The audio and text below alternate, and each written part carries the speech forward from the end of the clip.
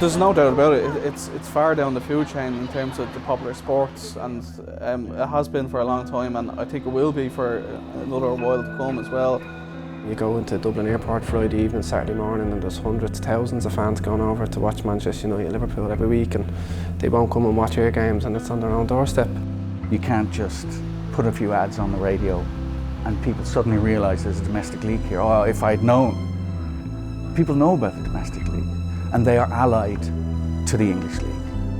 And it's almost built into our DNA now. Times are very hard in Ireland's domestic game. While upwards of 50,000 may pack the Aviva Stadium when the national team play, the League of Ireland has to make do with crowds of less than 2,000. Talented Irish players and huge numbers of fans cross the Irish Sea in their droves, attracted by the tradition and success of clubs in England and Scotland. It's a situation exacerbated by a turbulent financial climate that's seen the country as a whole struggle since 2007. Journalist and passionate supporter of the league, Garrett Marr, has covered the boom and the bust. Every club has experienced some form of financial difficulty through the years, mainly down to mismanagement. Unfortunately, a lot of the clubs are run by volunteers, so we don't have a huge professional backroom staff running these clubs. Clubs were spending ridiculous amounts of money on players, and some clubs were allegedly covering up their accounts and putting players' wages down as other forms of income. It just wasn't going to work. Before 2007, the Irish economy had been buoyant, riding high during the Celtic boom. The holy grail for many clubs then was to find investment capable of catapulting them to a strong league finish and subsequent European competition. We had a company, an investment firm called Arcaga, came into Cork City, and their plan was over a short period of time to pump money in so that they could qualify for either the Europa League or the Champions League group stages, where they would obviously earn a massive cash windfall. But their patience ran thin, and they didn't realise everything else, the trappings that happen within the game here, and the costs and the outgoings and everything else, and they quickly jumped ship and left Cork in a pretty bad mess. Cork were wound up 3 years later in 2010, although fans stepped in to prevent their extinction. But while the league has got used to tales of mismanagement and reluctant investors, journalist Simon O'Gorman believes that Monaghan United's resignation from the league at the midway point this season has raised a very serious question.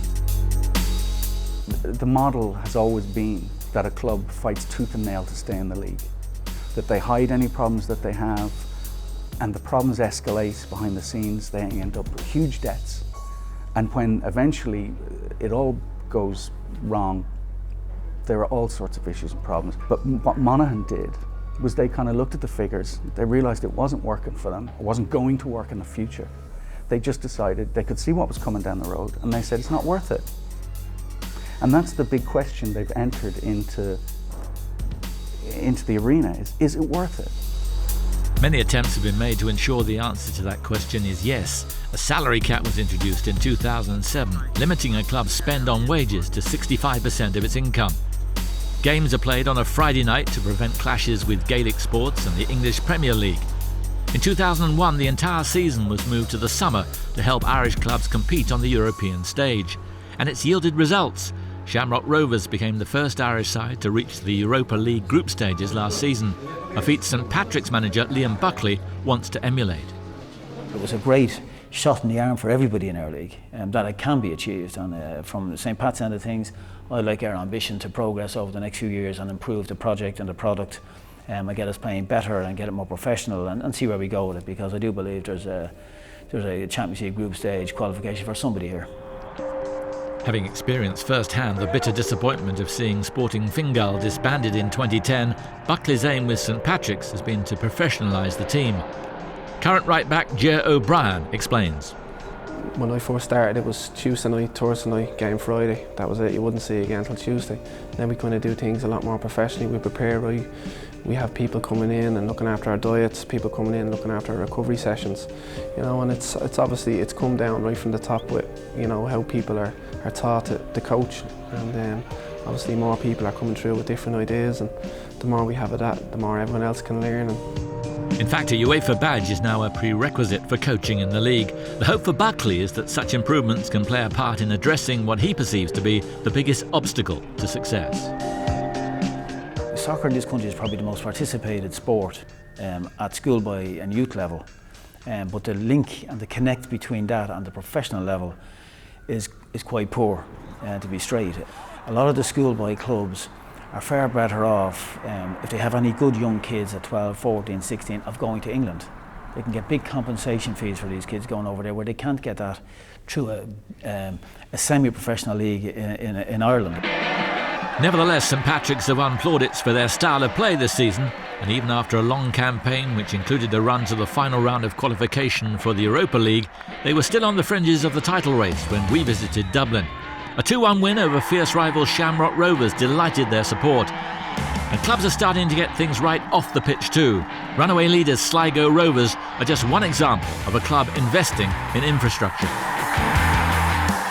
One of the pleasing things this year is that they opened a brand new stand at their ground in the showgrounds, and that's really encouraging to see, because they're starting to pump the money back into the club rather than into the first team. They're starting to realise that it's about the club growing, and the club need to provide better facilities as well, not only for their players and their squad, but for the fans as well. The League of Ireland finds itself at a tricky juncture. Without the fan base or investment to provide a quick fix, all must concern themselves with steady, incremental improvements. If the domestic game is to propel itself into the nation's sporting conscience, each club needs to get its own house in order.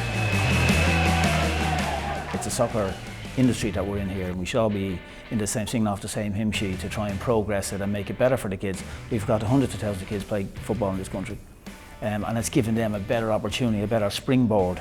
Like, as I say, they all won't make it in England, and for the large percentage that don't, they need to come back to a more professional league.